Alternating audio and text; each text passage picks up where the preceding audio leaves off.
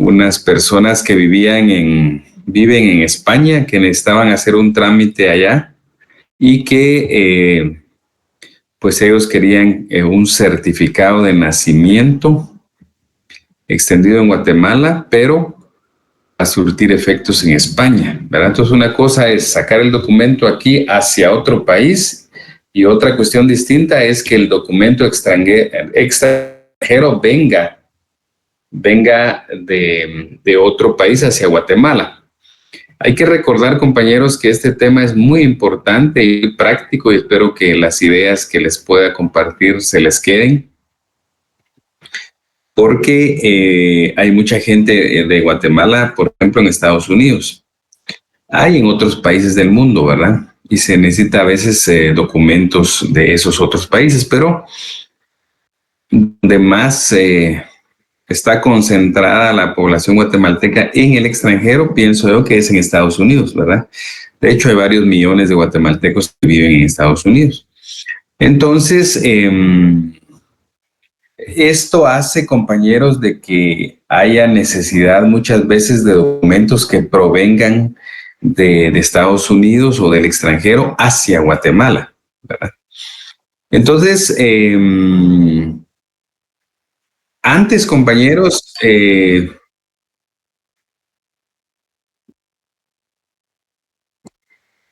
vamos a admitir.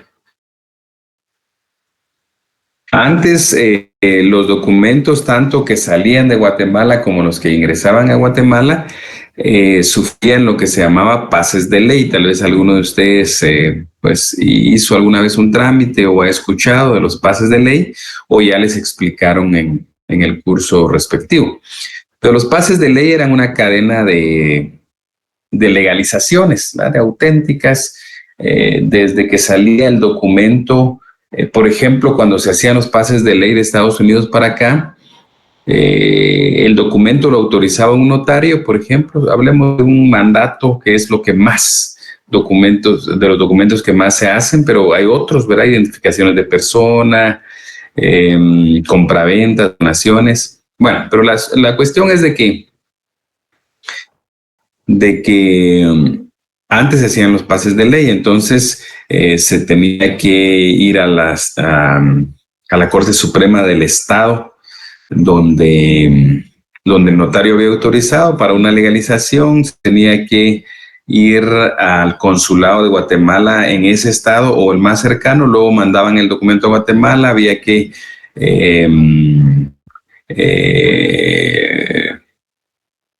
traducirlo, había que llevarlo a Relaciones Exteriores, ¿verdad? Primero a Relaciones Exteriores para que entrara el documento, luego la traducción jurada, posteriormente pago de impuesto y protocolización y registro. Ese era el camino antes, era mucho más extenso. Ahora, compañeros, pues ya está en lo que se llama apostilla, ¿verdad? La apostilla, que es una certificación, realmente es una apostilla, es una certificación del documento, y esa certificación es apostilla. Por ejemplo, cuando, como un ejemplo, pongamos que se necesite un mandato, ¿verdad? Un mandato de alguien que está en Los Ángeles, California, por ejemplo, y para que alguien aquí lo represente para hacer pues una negociación o algún trámite, o incluso para para actuar judicialmente, ¿verdad? Entonces, en ese caso, compañeros,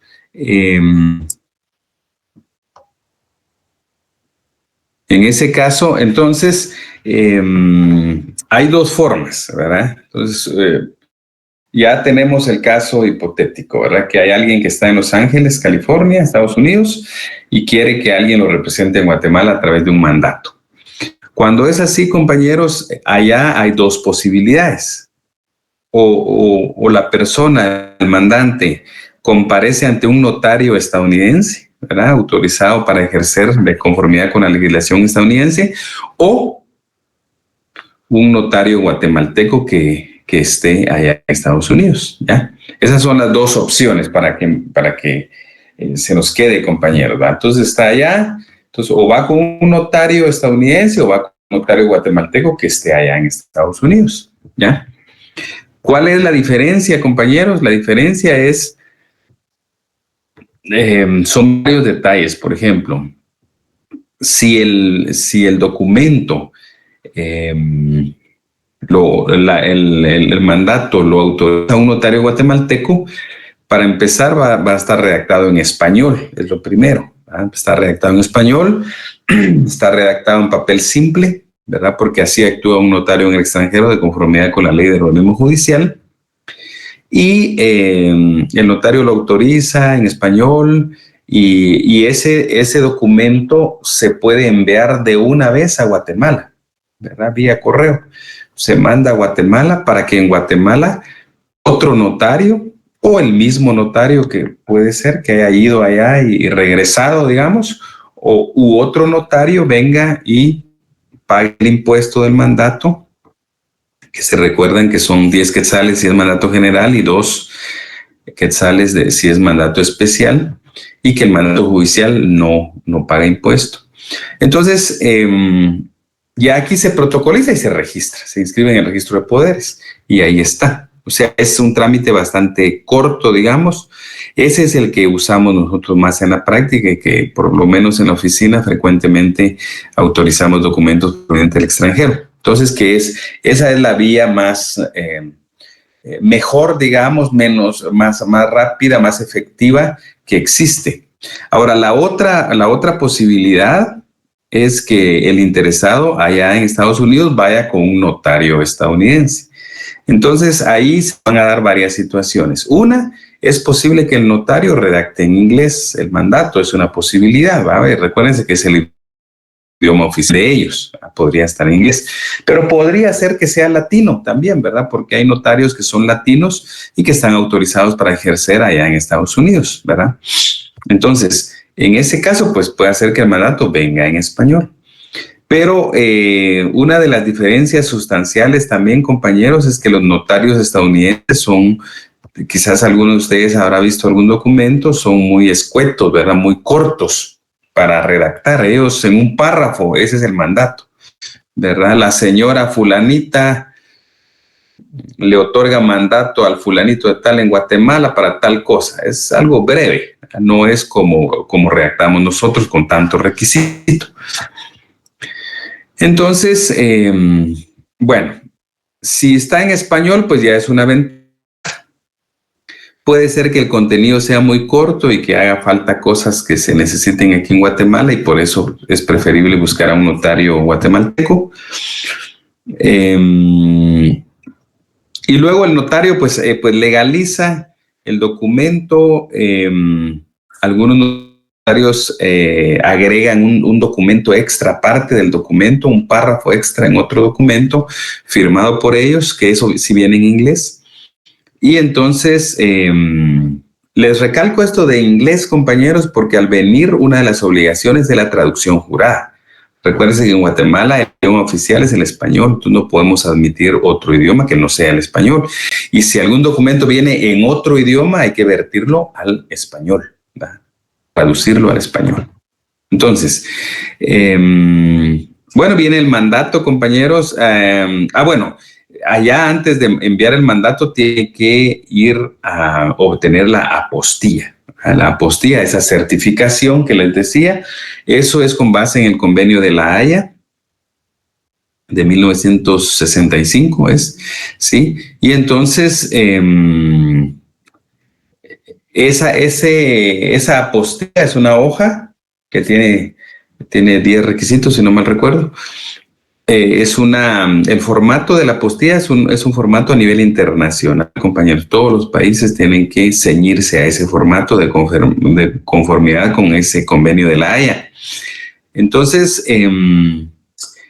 lo único que va a venir en inglés, ¿verdad? Esa apostilla, porque es en Estados Unidos, entonces viene en inglés. Entonces, cuando el documento viene a Guatemala, compañeros, una cuestión es de que tiene que hacerse la traducción jurada, ¿verdad? De toda la documentación, ¿verdad? Y la importancia de la apostilla, compañeros, es que viene a abreviar o a reducir el número de certificaciones. Para eso se emitió ese convenio de La Haya. ¿verdad? Que nosotros nos tardamos muchísimos años, ¿verdad, compañeros? Creo que ya tenía 40 años de existir o más el convenio de la Haya cuando Guatemala se adhiere a esta convención de la Haya, y lo pudo haber hecho antes, ¿verdad? Pero bueno, se hizo, creo que fue en el 2016, ¿verdad? Hace como 9 años aproximadamente que nos hicimos parte, ¿verdad? Ratificó Guatemala esa convención de la Haya, y pues nos ahorramos muchas cosas, porque entonces ahora viene ya con la apostilla y ya puede utilizarse en Guatemala, dado que Guatemala es parte, ¿verdad? Para que la condición para que el documento sea válido es que tanto el país de origen donde se emite el documento y la apostilla, como el país de destino, que es Guatemala en este caso, que ambos sean parte de la Convención de la Haya. Si es así, que la mayor parte ahí en internet pueden ver ustedes los países que son parte de la Convención de la Haya, es un listado bastante grande.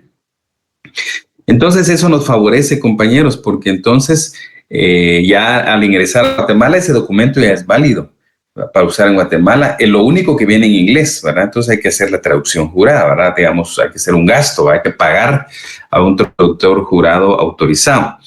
Para los que no tengan el conocimiento, el traductor jurado lo autoriza el Ministerio de Educación.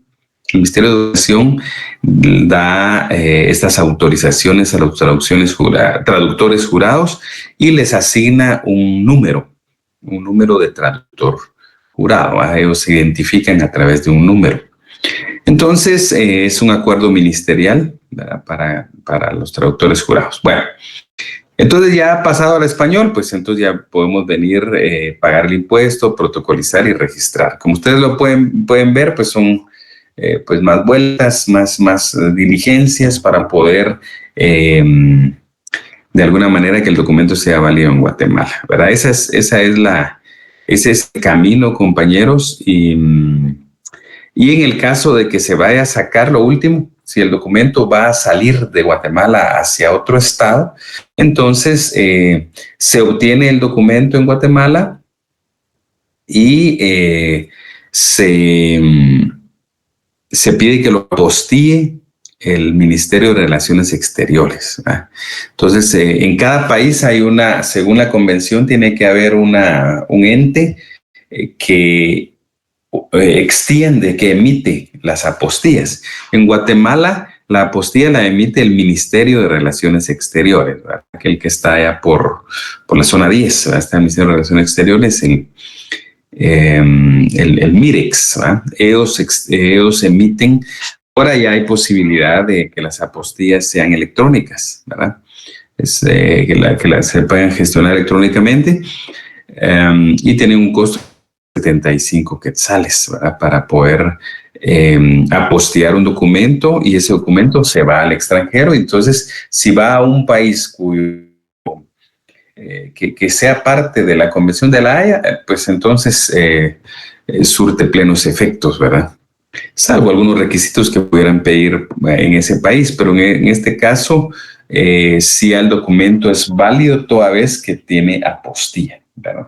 Y la apostilla es un documento que ya algunas medidas de seguridad que le implementa cada estado permite consultarlas electrónicamente, ¿verdad? Por ejemplo, algunas traen QR, por ejemplo, u otro tipo de mecanismo para que usted pueda verificar si son o no son legítimas esas apostillas extendidas, por ejemplo, en otros países, ¿verdad?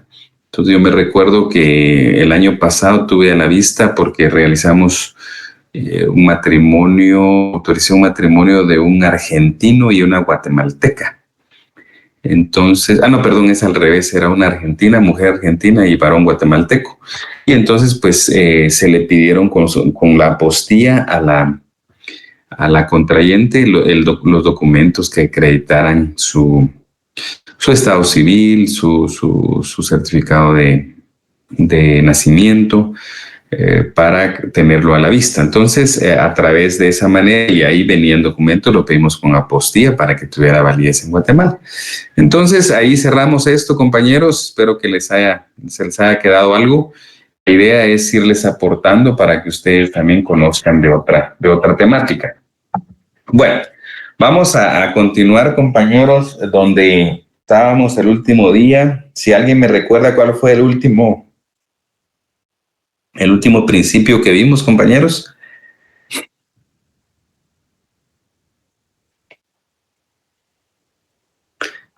¿Alguien tiene sus anotaciones por ahí?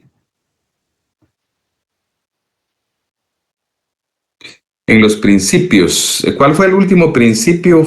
Creo que fue el de la carga de la prueba en forma atenuada. ¿Alguien puede verificar?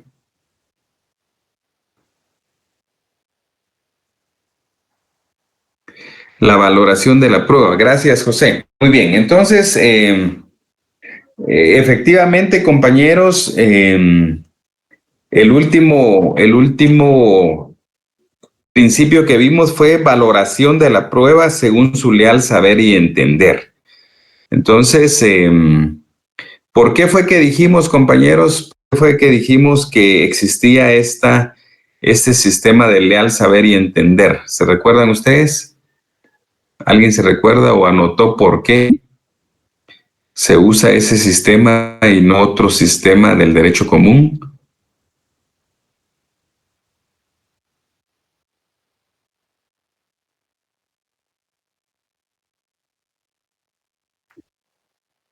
Sí, Eric. Es cuando se decide, digamos, por la moral y no por en sí por la ley, no que por la moral del juzgado. Sí, sí, la idea es no ceñirse a los sistemas tradicionales que la ley establece, dado que hemos dicho que estos tribunales se integran por jueces de derecho y por jueces de hecho, ¿verdad? Y siendo los jueces de hecho personas que no son letrados, ¿verdad? Que no son abogados, consecuentemente no se les puede estar pidiendo que apliquen principios o reglas o interpretaciones con sistemas de derecho común, porque ellos no conocen el derecho, ¿verdad? Ellos no son versados en el derecho. Es por eso que el legislador en esta parte dejó que fuera el sistema a través del saber y entender, es decir, de acuerdo a sus conocimientos generales y experiencias, los jueces legos pueden entrar a conocer dentro de estos tribunales. Bueno, vamos al número 8, compañeros. Anoten por ahí, fuero de atracción en el proceso colectivo laboral. Anotemos, fuero de atracción en el proceso colectivo laboral.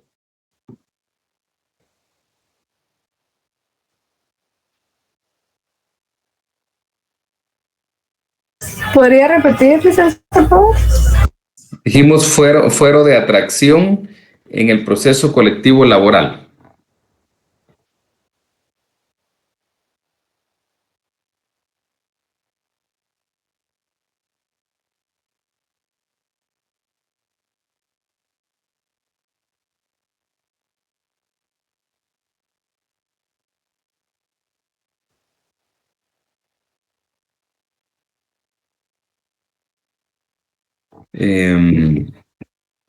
Entonces dijimos fuero de atracción en el proceso colectivo laboral. Bueno, les voy a platicar algo, compañeros, sobre el principio y luego y luego les voy a dictar unos renglones para que ustedes puedan anotar, ¿verdad? Entonces, el fuero de atracción en el proceso colectivo laboral es de que lo comentamos el otro día, que consiste en que las personas o los trabajadores que no son parte del proceso, ¿verdad? Es decir, aquellas personas que no se adhirieron al conflicto, no se involucraron jurídicamente en el conflicto, a ellos también se les aplican los efectos del proceso colectivo, ¿verdad? Es decir, que si estuviéramos en otra disciplina jurídica, posiblemente diríamos que solo los demandantes, los trabajadores involucrados en el conflicto, son los que deberían de tener los efectos que ese conflicto conlleva. Sin embargo, compañeros, tenemos que considerar en esta parte que los efectos o las consecuencias de haber planteado un conflicto colectivo de carácter económico-social, pues esto le es aplicable a todos los trabajadores. Si bien es cierto, una parte de los trabajadores fueron los que plantearon el conflicto, la otra parte que no se involucró, que no presentó, que no se adhirieron al conflicto, ellos también tienen efectos. ¿Y cuál es el efecto quizás más importante, compañeros?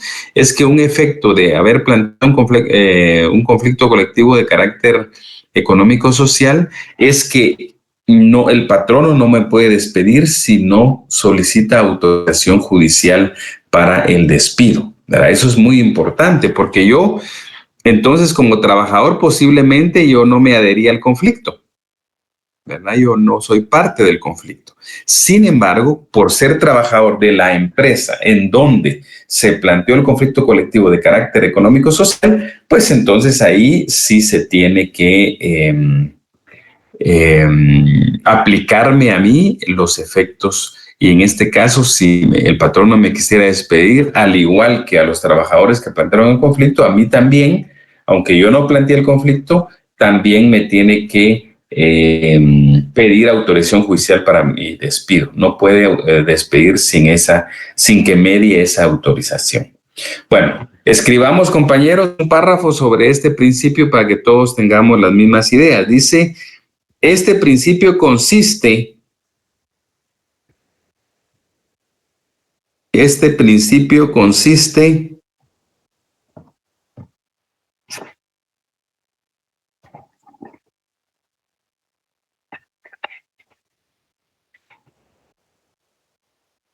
en que derivado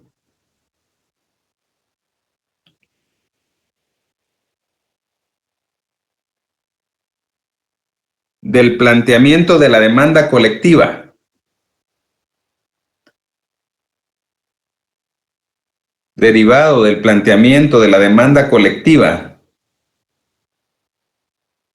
de carácter económico-social,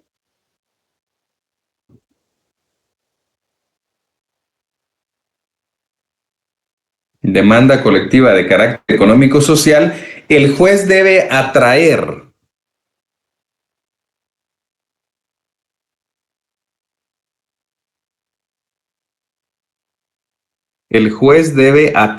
a los efectos del proceso colectivo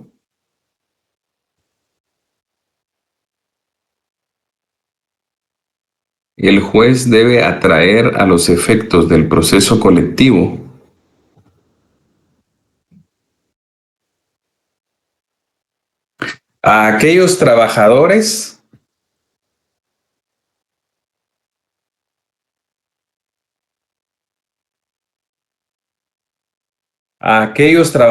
que no son parte procesal de la controversia,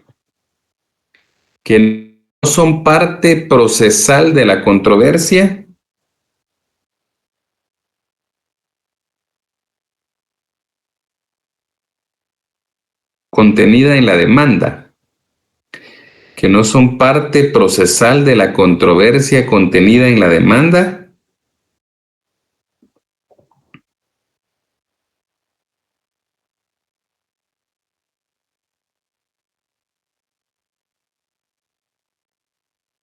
pero que sí laboran para el centro de trabajo,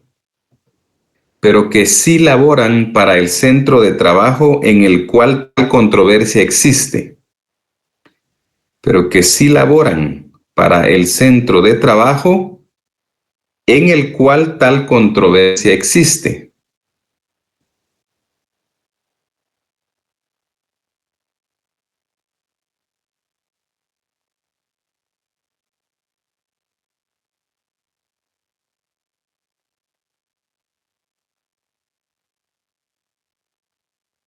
Principio que aparece regulado en el artículo 380 Principio que aparece regulado en el artículo 380, primer párrafo del Código de Trabajo.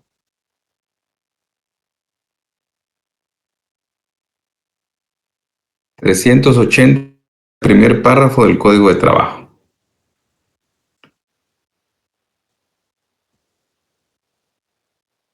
Muy bien. Entonces, hasta ahí, compañeros, con este principio de fuero de atracción en el proceso colectivo laboral. Vamos con el número 9. El siguiente principio, anoten como título del principio: resolución del Tribunal de Conciliación. Resolución del Tribunal de Conciliación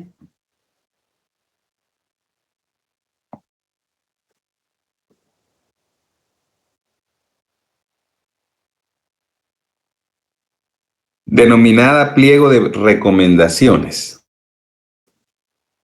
Resolución del Tribunal de Conciliación denominada pliego de recomendaciones. ¿Podría repetir desde el principio, licenciado? Disculpe. Muy bien, con gusto. Dice resolución del Tribunal de Conciliación denominada pliego de recomendaciones. Denominada pliego de recomendaciones.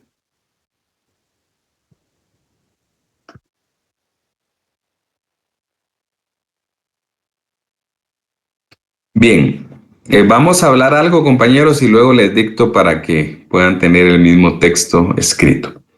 Bien, entonces, fíjense que es interesante este principio porque dice que una resolución del Tribunal de Conciliación, hay que recordar para empezar que hay digamos, que se denomine Tribunal de Conciliación y Arbitraje no quiere decir que las funciones, pues, en un momento dado es un tribunal de conciliación porque está dentro de la fase de conciliación y luego es un tribunal de arbitraje porque se está agotando la etapa del arbitraje en esta materia. Pero cuando un tribunal de conciliación, compañeros, emite estas resoluciones que son el pliego de recomendaciones, se da una característica muy interesante, porque esta resolución no es una resolución coercitiva, es decir, no obliga a las partes a las propuestas del juzgado. Ya el juzgado lo que emite es un pliego de recomendaciones, digamos, él recomienda o le aconseja a las partes que pueden solucionar el conflicto de determinada manera. Por eso son recomendaciones. Esto conlleva, compañeros, a la característica que se denomina no vinculante, ¿verdad? Las resoluciones, estos pliegos de recomendaciones son no vinculantes. ¿Qué quiere decir esto? Que no son obligatorias dichas recomendaciones a ser observadas por las partes. Las partes pueden aceptar las recomendaciones formuladas por el tribunal, pero no están obligadas a ello. Si ellos quieren, toman estas recomendaciones, si no, sencillamente se oponen, no están de acuerdo. Entonces, precisamente porque es no vinculante, no se le puede pues obligar a la o a las partes procesales para que puedan tomar una actitud, digamos, o admitir o aceptar las recomendaciones formuladas. Por eso se le llaman recomendaciones, no es algo con la cual el tribunal pueda obligar a las partes a que deban necesariamente hacer lo que el juzgado dice. Solo propone, solo recomienda el Tribunal de Conciliación. Vamos a ver, compañeros, el Código de Trabajo. El Código de Trabajo... vamos a ver, alguien que nos pueda leer el artículo 387.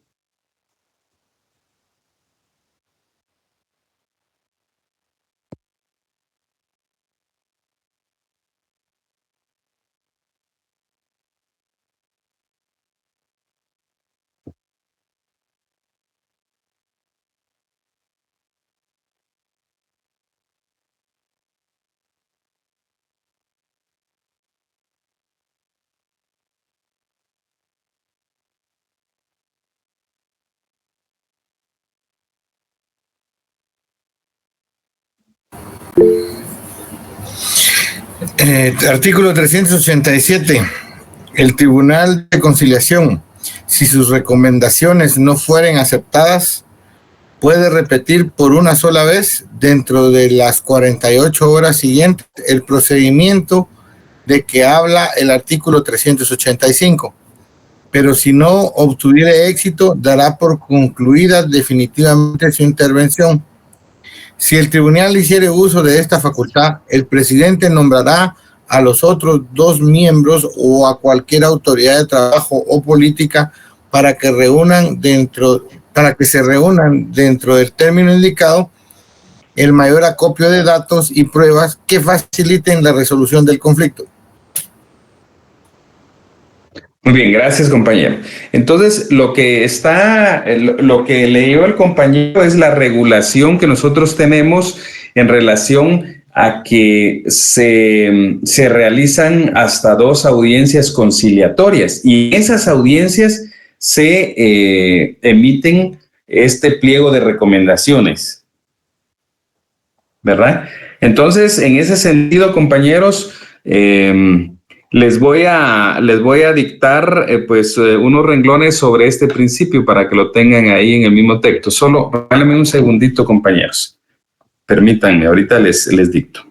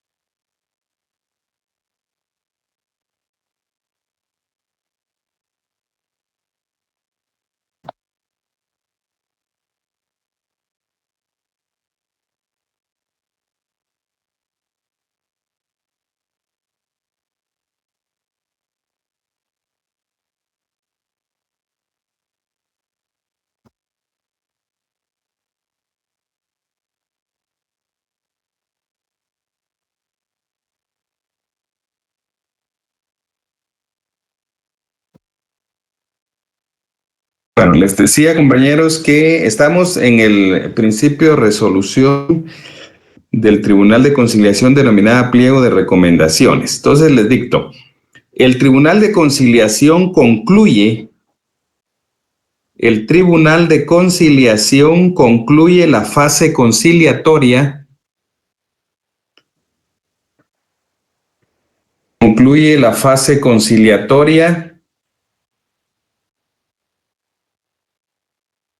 formulando el pliego de recomendaciones.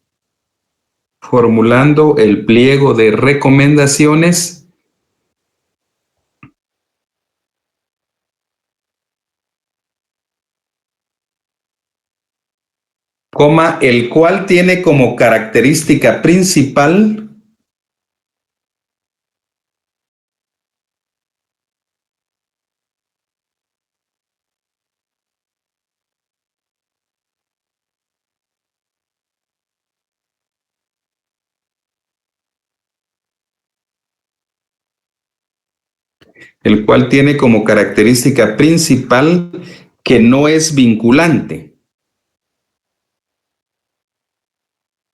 que no es vinculante.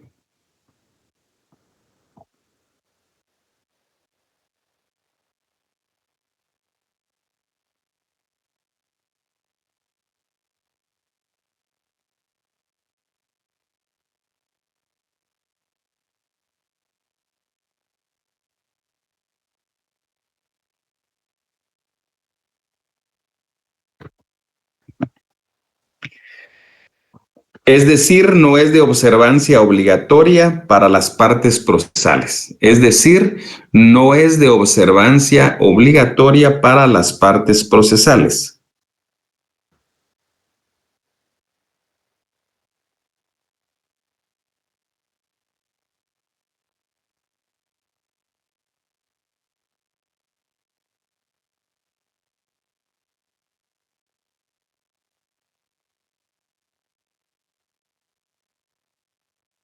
Punto y seguido, a estas recomendaciones aluden los artículos. A estas recomendaciones aluden los artículos 387 y 389 del Código de Trabajo. 387 y 389 del Código de Trabajo.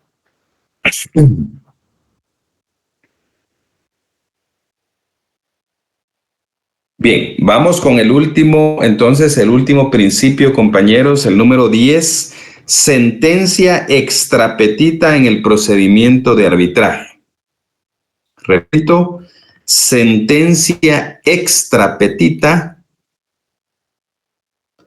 en el procedimiento de arbitraje. Sentencia extrapetita en el procedimiento de arbitraje.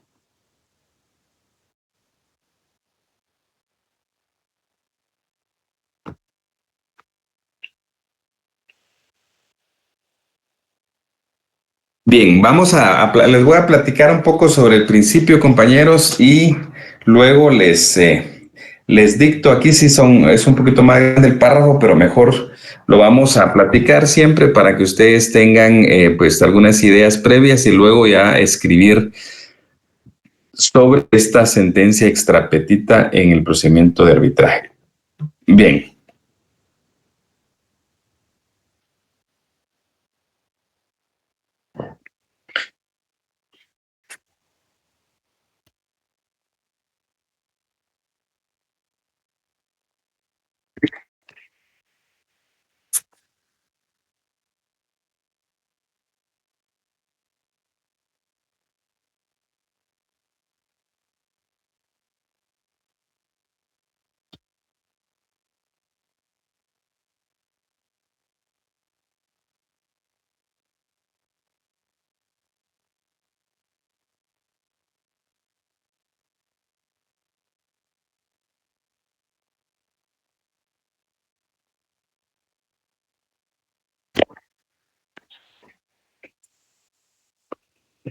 Vean, las sentencias, en todos los ámbitos del derecho, compañeros, hay un principio que debe observarse en una sentencia y es precisamente un principio de congruencia, ¿ya? De hecho, nuestro Código de Trabajo, compañeros, establece que las sentencias, por ejemplo, en el juicio ordinario laboral y las sentencias en el juicio contencioso administrativo de trabajo deben ser congruentes, ¿verdad?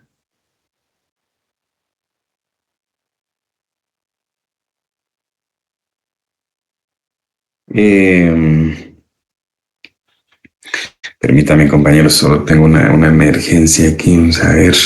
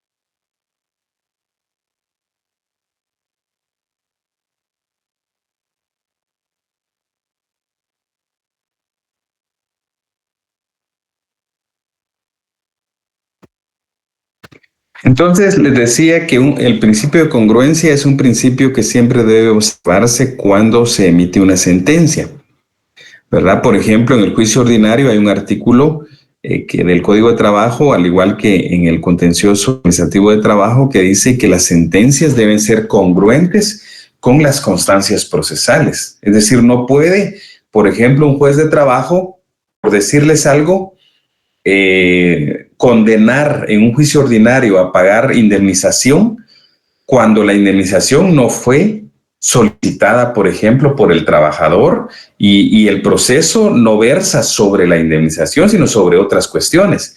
Entonces, el juez debe ser congruente con lo que le pidió el trabajador, con lo que contestó el patrono y con todas las constancias procesales, las pruebas, para poder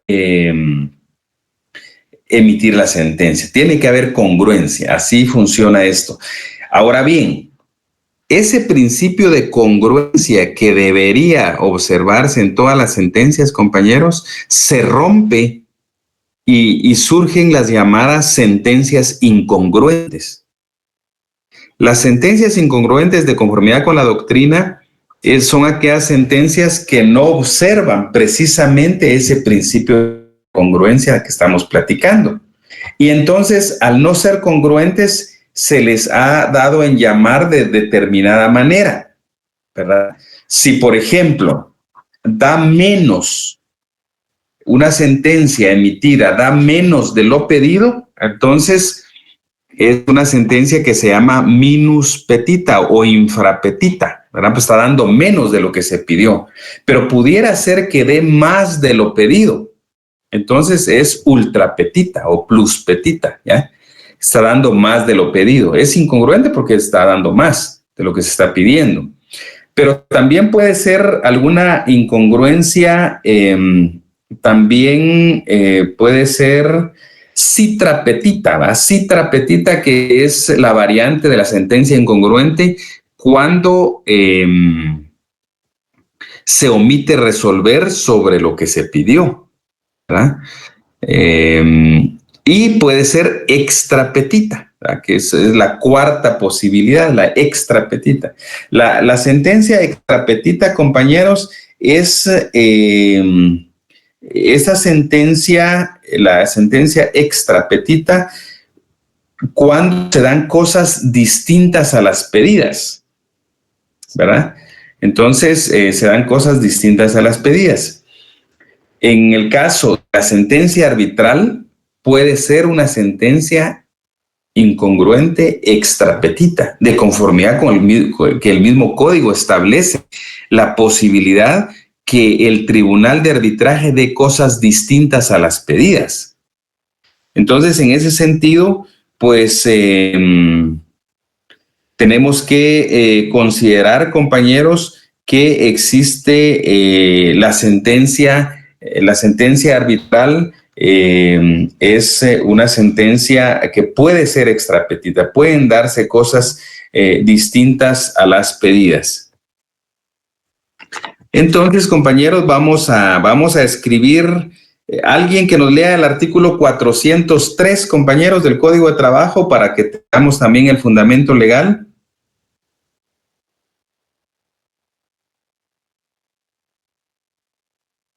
(403).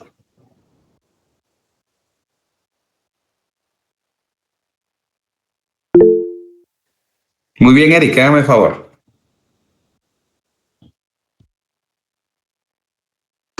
Muy bien, licenciado. Artículo 403. La sentencia resolverá por separado las peticiones del derecho de las que importan reivindicaciones económicas o sociales, que la ley imponga o determine y que estén entregadas a la voluntad de las partes en conflicto. En cuanto a estas últimas, puede el tribunal de arbitraje resolver con entera libertad y en conciencia, negando o accediendo total o parcialmente a lo cedido y aún concediendo cosas distintas de las solicitadas. Corresponde preferentemente a la fijación de los puntos de hecho a los vocales del tribunal y declaratoria del derecho que sea su consecuencia a los jueces de trabajo, pero si aquello no logra ponerse de acuerdo, decidirá la discordia el presidente del tribunal.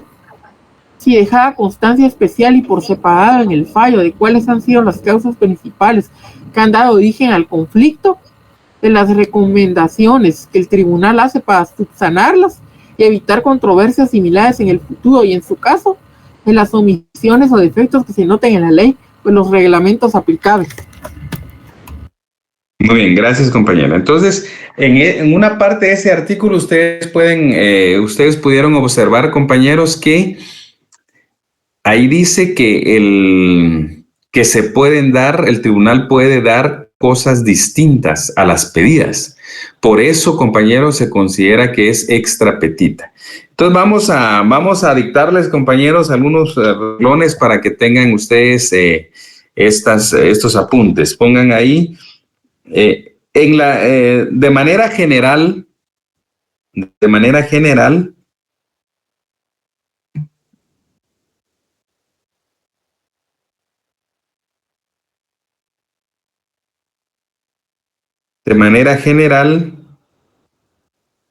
en las sentencias debe observarse el principio de congruencia. En las sentencias debe observarse el principio de congruencia.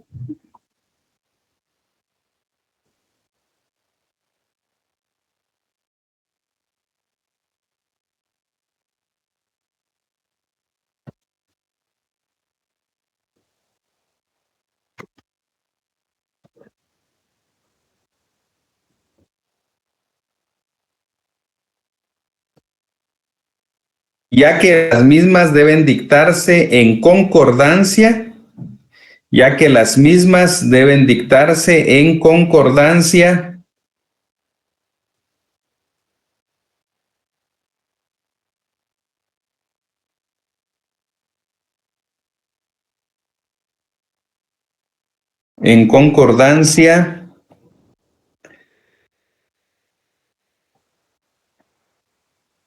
con las constancias procesales.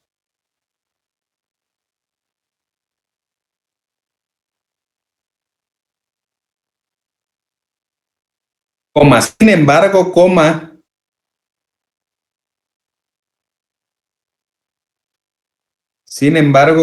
en la doctrina se tratan las sentencias incongruentes. En la doctrina se tratan las sentencias incongruentes,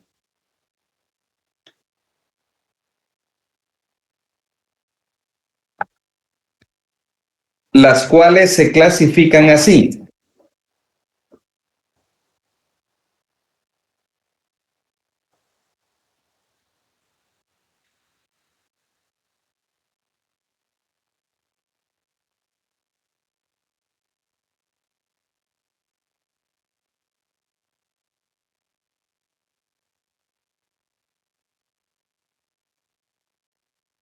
Número 1, sentencia infra.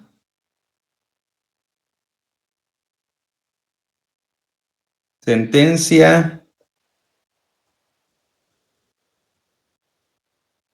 infra o minus petita. Infra o minus petita. Cuando la sentencia da menos de lo pedido. Ese le pueden poner el número 1, ¿ah? Sentencia infra o minus petita cuando la sentencia da menos de lo pedido.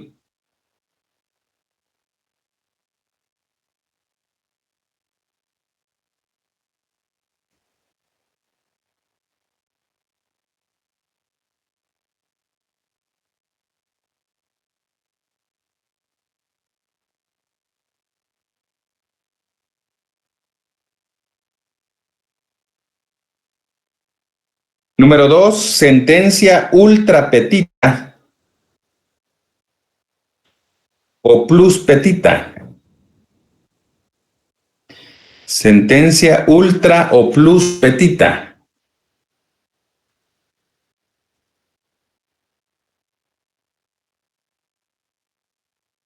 Cuando la sentencia da más de lo pedido. Cuando la sentencia da más de lo pedido.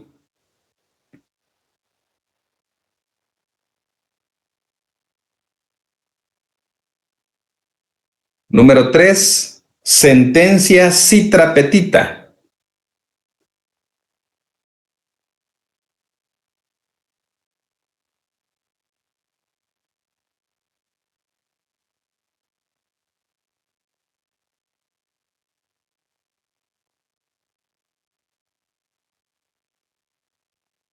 Citra petita, cuando la sentencia omite resolver, cuando la sentencia omite resolver,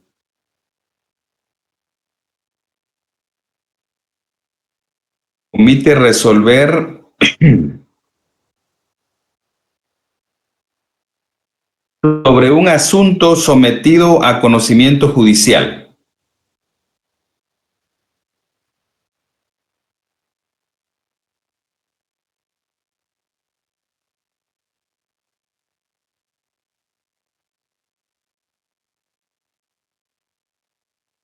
Sobre un asunto sometido a conocimiento judicial. Punto número 4, sentencia extra petita.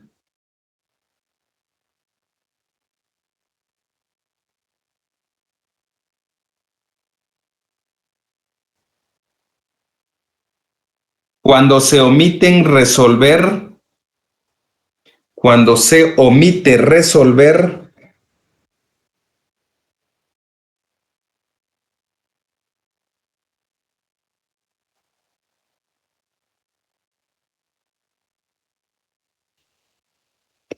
sobre un asunto, perdón, estamos extra petita, ¿verdad? Extra petita, cuando se conceden,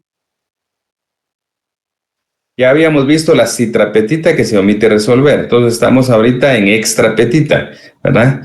Cuando se conceden cosas distintas a las pedidas. Extra petita, cuando se conceden cosas distintas a las pedidas.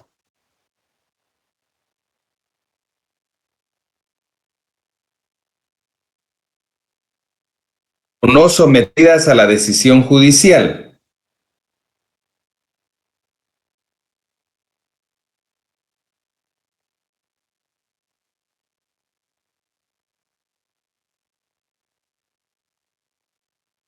Podemos afirmar que la sentencia arbitral,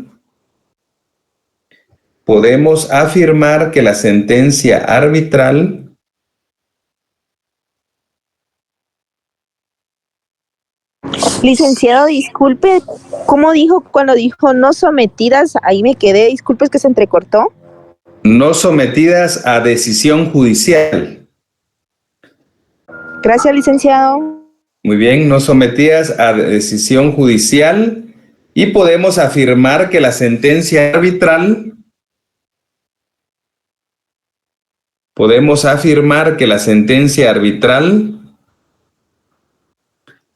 es una sentencia que puede contener,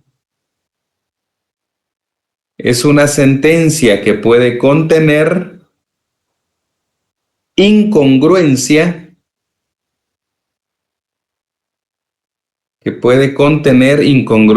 por extra petita.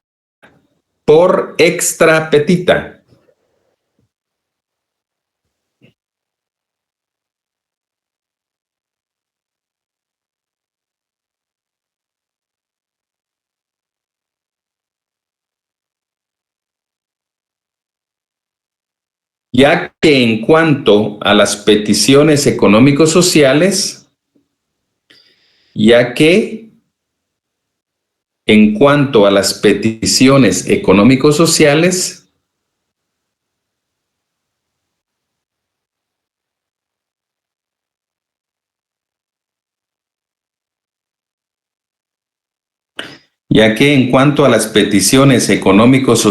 el Tribunal de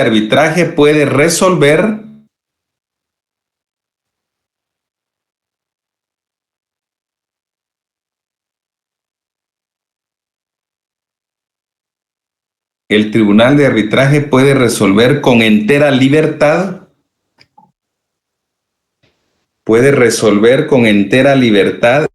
en conciencia,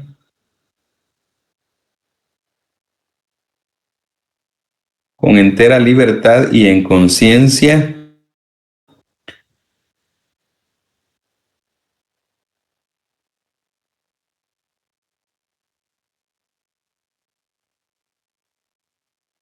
aún concediendo cosas distintas a las solicitadas. Aún concediendo cosas distintas a las solicitadas.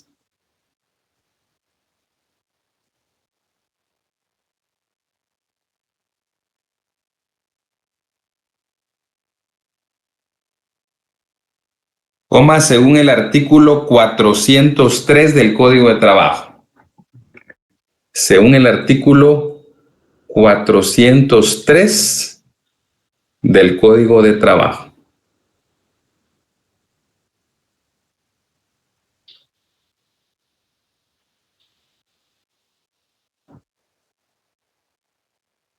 Muy bien. Entonces, dado que aquí terminamos con los principios, compañeros, pues aquí damos por terminada la clase y pues nos vemos el viernes siempre a través de esta vía. Así que es un gusto saludarlos, compañeros. Pasen feliz tarde, cuídense. Feliz tarde, licenciado. Igualmente, feliz tarde, cuídense.